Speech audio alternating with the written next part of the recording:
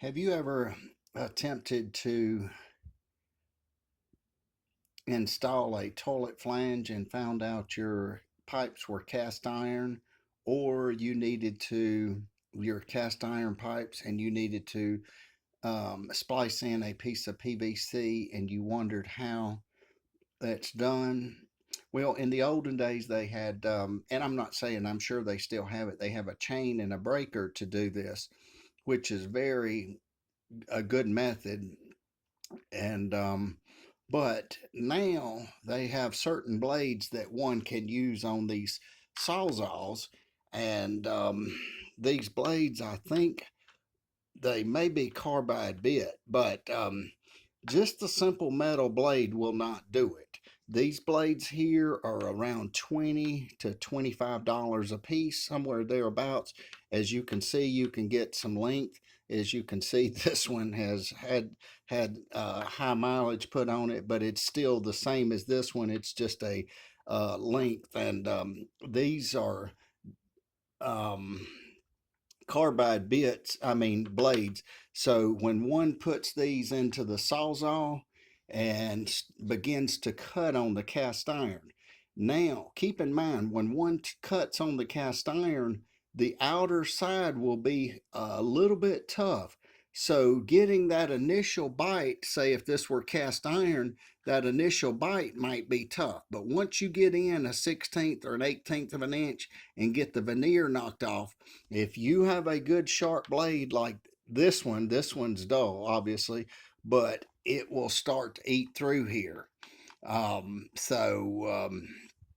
keep in mind it does throw shards of metal, so you may want to just kind of make sure your eyes and whatnot are protected. But you can use a sawzall, a carbide bit, something along this line. And again, these are about $20 to $25. And once you get, say, if this were the cast, once you get the veneer knocked off a 16th or an eighth and you get into the meat, if you use a new blade, if your sawzall is good quality and strong, it should eat through. Then you can take and cut it and then use a Fernco here and say the toilet flange here and the cast iron hypothetically would be here and join it up. Now, if you wanted later on to come back, all you would have to do, you could leave this top part and knock the cast iron out.